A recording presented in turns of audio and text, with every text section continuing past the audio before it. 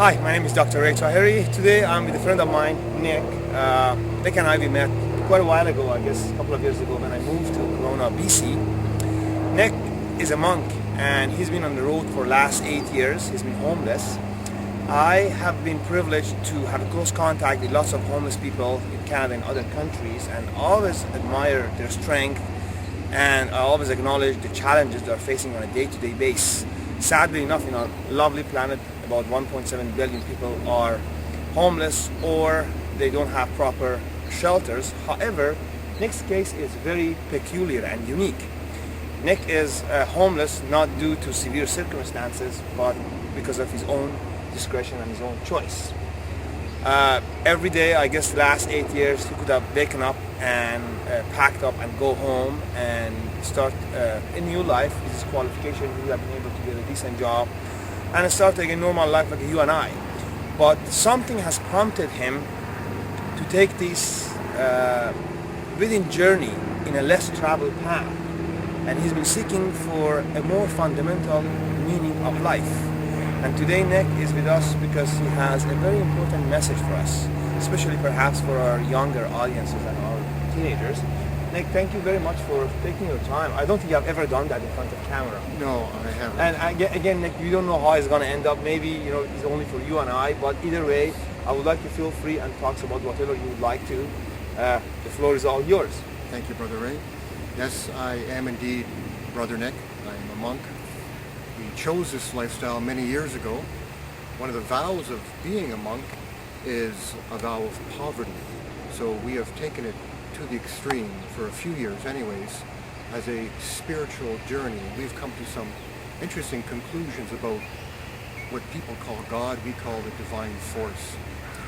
Now, to begin, I would like to discuss what in fact we believe heaven is.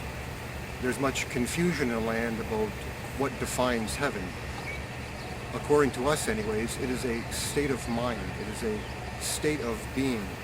If you look at a child who's happy and content and playing perhaps in a playground somewhere, and you see the happiness and joy in their eyes, a sense of wonder and fulfillment, this is the kingdom of heaven, and this is what we all aspire to. It is our spiritual home, where we once were many years ago, but we seek to re-enter. But of course there is something preventing us from returning home, and that is called the evil one, or the ego, or as some religious people would call it, Satan. Now, the divine force is in essence a universal electromagnetic energy field. The Lord is not a man. People make the mistake of putting human qualities and characteristics on God when it doesn't think like a man, it doesn't think anything like a man. Man, in its natural state, is evil. It is selfish, not selfless, which is what the Lord would be if he was walking here among us right now.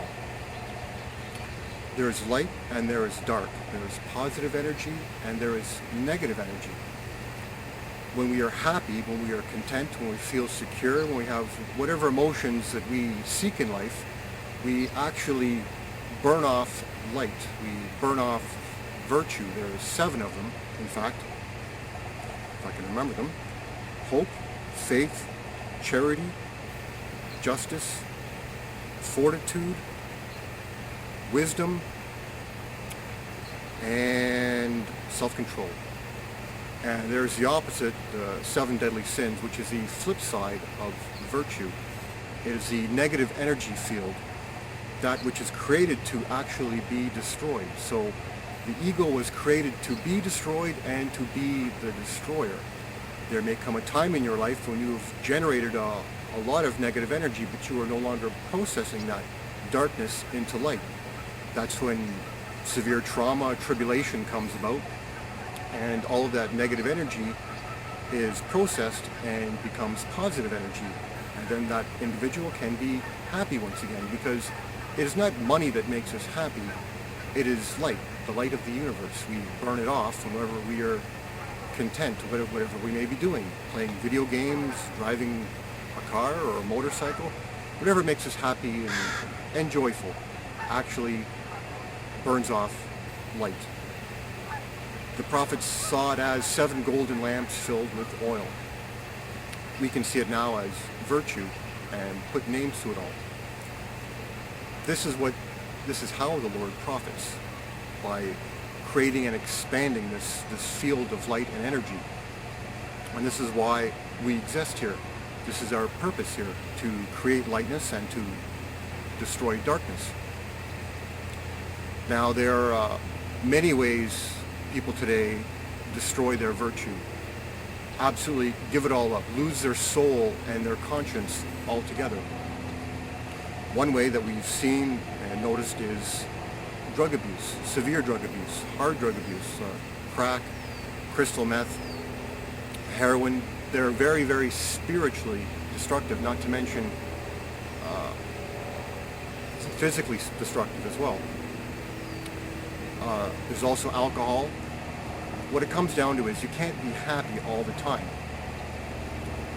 If you are, then you're never processing negative energy. You're just creating it. And you can see by a person's personality who is living a life of debauchery, it suffers severely. They may lose their friends. They may turn on their own family or other people. Who knows how far they'll go when they lose their soul. So, as far as crack goes anyways, when a person first smokes crack, they lose their reserves of virtue all in an instant. That's why they're so happy the first time they get high anyways. And then after that, they just continuously chase the first high. They never actually get that high again because they can't. They don't have the light to burn off. They may generate a little bit of light during the day through whatever circumstances they're enduring, and then as soon as they have a hoot, it's all gone again. And of course, they end up sabotaging their own life. When a person can't process negative energy properly, what happens is the brain sometimes rewires itself. They begin to hear voices. They literally do sabotage any attempt that they have of living a normal life. And that's the ego turning against itself to destroy itself. And that's what we see on the streets in many circumstances. There's a lot of people out there who are just as high as some drug addicts, but don't do drugs. There are other ways of getting high. Money perhaps, wealth, power, controlling other people. It all depends upon the person, but it doesn't matter how you get high, whether through life or through drugs. You can't be high all the time. You will suffer, you will lose your soul. And others will definitely notice that and maybe not even want to hang around you anymore, or you might even end up in jail when you begin to victimize people. The people who do that sort of thing, they can't help it. They don't have a soul, they don't have a conscience. And that comes with having virtue. So there is no remorse, there is no guilt for offending people or harming other people, and sometimes they may even go as far as enjoying hurting other people. This is the exact opposite of a person with virtue. A person with incredible virtue shows compassion, empathy, love, kindness, mercy, tolerance. These are the byproducts of virtue, and a person who has lots of light has lots of these qualities and characteristics. They're a type of person you want to be around and talk to and can trust. So this is what the Lord focuses on, virtue. Not this, not the world, not the things that we make or destroy. It all comes down to light and the expansion of this light. So this is how man thinks. Use your money to make more money. This is how the Lord thinks. Use your virtue to make more virtue. It's all about light. And this is what we should be studying. This is what we should be cultivating.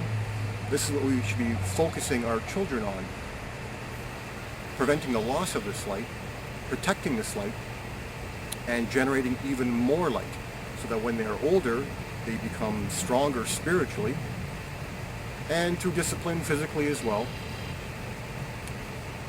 Instead of focusing on the world, the desires of the world, the cares of this world, which are all selfish. There is selflessness and there is selfishness. So if you want to be holy, if you want to be a slave to the divine force,